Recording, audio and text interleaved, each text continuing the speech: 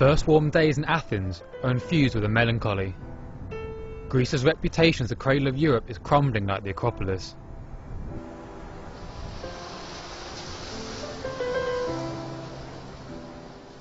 In Kolonaki, the fashionable quarter of the Nouveau Riche, the coffee houses are well attended.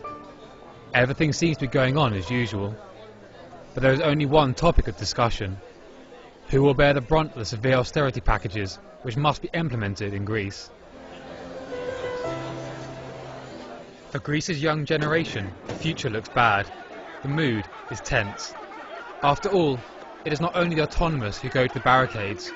A whole generation have vented their frustrations through frequent street riots. Bad schools, unemployment, low wages have mixed a dangerous political cocktail.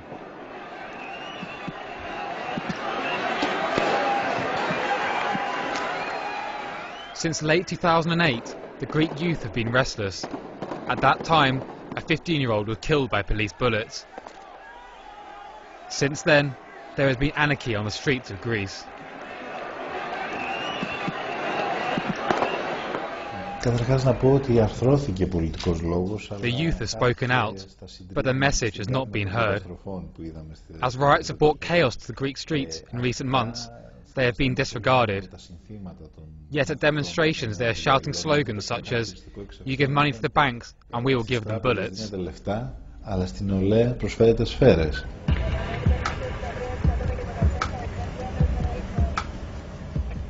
For years, the district of Exarchia has been considered a retreat for the anarchists. Yet now the instigators of demonstrations live here. The district is often referred to as Anarchia. It is considered to be a forbidden city for the police. Security officials and journalists who dare to come here are insulted and driven away.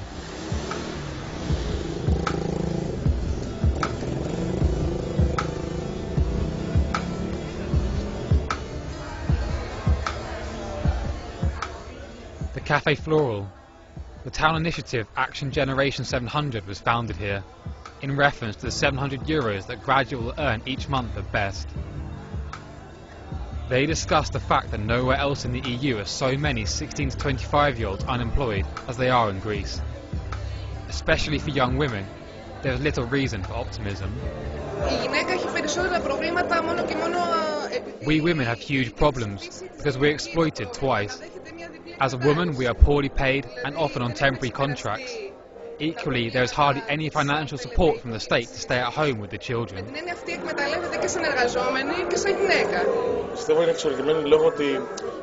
Yes, the youth here are very angry. This also has to do with the fact that the state sets a high value on private education. Anyone who has no money has no chance.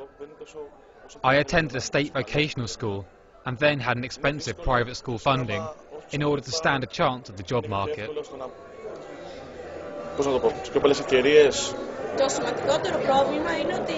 We can't move out of our parents' homes. I'm still living with my mum and dad. We cannot live on what we earn.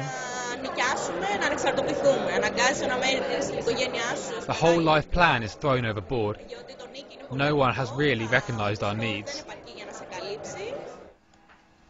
Katja Yeikel leads the Academic Exchange Service in Athens. It gives university places in Germany. The list of applicants is enormous. Studying abroad increases opportunities back at home. Es ist eine Generation, die von den Eltern unterdrückt ist. Immer nur Leistung. It is a generation that is suppressed by the parents. Kinder gehen morgens in die In the morning, the children go to public school, where they learn nothing. And in the afternoon, they go to private school, where they need to learn what was not learned in school. They sit up at night until 11 or 12, day in and day out for years. This youth has no youth, has no free time, and suddenly these young people go into the street and rebel, not only against society, but against their own parents and teachers. The whole country is covered by a deep economic crisis of confidence. A general strike paralysed the country for a day. There is a 220 billion foreign debt burden on the state budget. On banners, the Greeks ask the question, how does the government intend to fight corruption and tax evasion in the future? Athens has given itself until 2012 to get its deficit back under control. Brussels has placed them under scrutiny and is demanding them to regain financial order. The EU should help Greece and other countries, because that would strengthen the cohesion of the community. In the EU, there should not just be solidarity if all goes well, if there are no problems.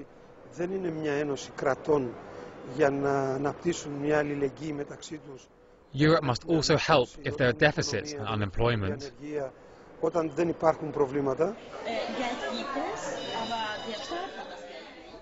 In the media, a critical discussion on tax evasion and corruption has begun.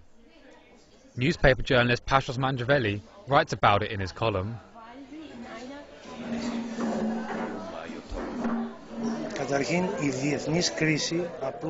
The economic crisis has made another problem even more clear, namely corruption.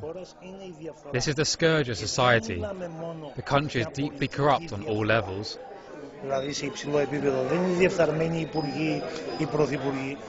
Laws are violated daily by the citizens. The Greeks think the laws don't apply to them, only others.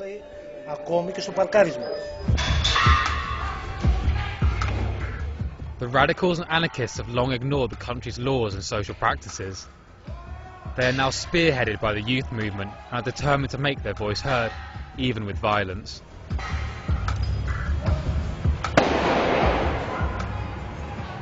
Wir haben es hier in diesem Land mit einem großen sogenannten Brain Drain zu tun. We are dealing here in this country with a large so-called brain drain. Die klügsten Köpfe des Landes, that is, the brightest minds in the country are leaving because they have no opportunities here. Immediately after school they go abroad. Some 60,000 young Greeks are leaving to study elsewhere. And not all who receive a good education abroad are coming back. Die im Ausland eine gute Ausbildung erhalten haben, kommen zurück.